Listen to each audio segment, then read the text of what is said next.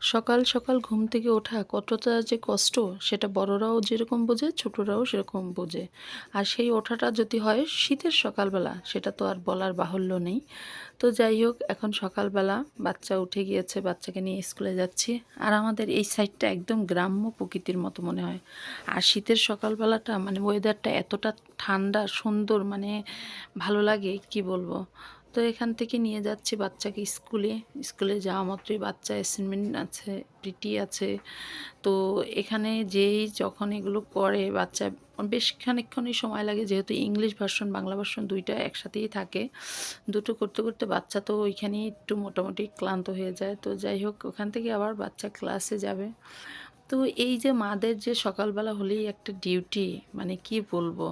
Husband বলে তুমি কাজ করো না, আর ওয়াইফ বলে তুমি কাজ করো না। আসলে কি, আমরা যে কোনো মানে মহিলাই হোক কিংবা পুরুষই হোক, আমরা উভয়ই কিন্তু সংসারের প্রতি অনেক অনেক কাজ করি, কিন্তু কারোটা দেখা যায় কারোটা দেখা যায় না।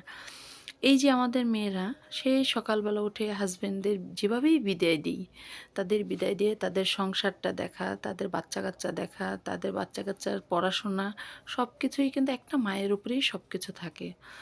তো এগুলো মেনটেন করে তারপর যে নিজের যে ব্যক্তিগত কোনো সুখ দুঃখ কষ্ট আনন্দ সেটা ফিল করার সময়ই থাকে না।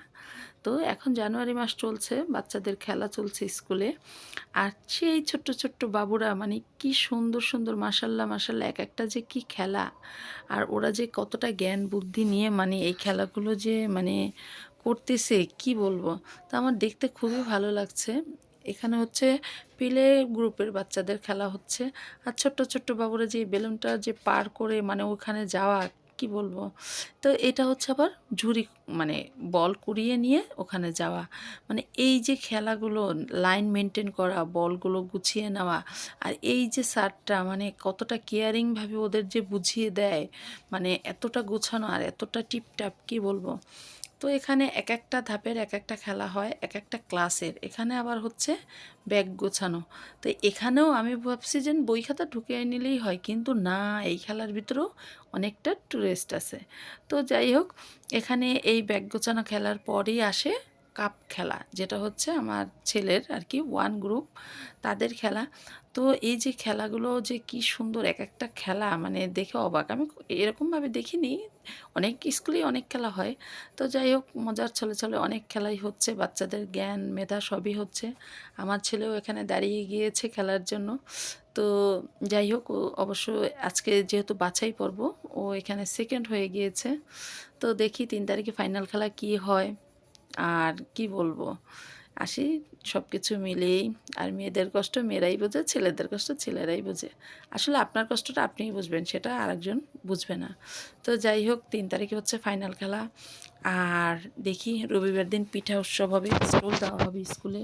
সব কিছু মিলিয়ে স্কুলেও অনেক আনন্দ বিনোদন সব কিছুই হচ্ছে। এখানে এই স্যারটা গার্ডিয়ানদের সাথে কথা বলতেছে স্টল নিয়ে, সেটা আঞ্চলিক ভাষায় কথা বলতেছে। খুবই সুন্দর লাগছে, ভালো লাগছে। তো ওই যে বললাম, সব কিছু নিয়েই ভালো লাগে, স্কুলেও ভালো লাগে। কিন্তু স্কুলটাই জাস্ট একটু মানে রেস্টের সময় বলেন আর বসার সময় বলেন, তারপরেও তারা থাকে বাসায় গিয়ে কিভাবে কি করব, কোনটা থেকে কোনটা করব। কাজ আর কাজ, কাজ ছাড়া মনে হয় যেন কিছুই নাই। তো এখানে এই তো আমার সেই ছেলেটা এখানে কাপ এসেই গুছিয়ে নিয়েই সে সেকেন্ড হয়ে যায়। তো কি বলবো, যাই হোক, আজকের ভিডিওটা এই পর্যন্তই। আর সবাই ভালো থাকবেন, সুস্থ থাকবেন। আর অবশ্যই অবশ্যই একটা সাবস্ক্রাইব করে পাশে থাকবেন। আল্লাহ হাফিজ।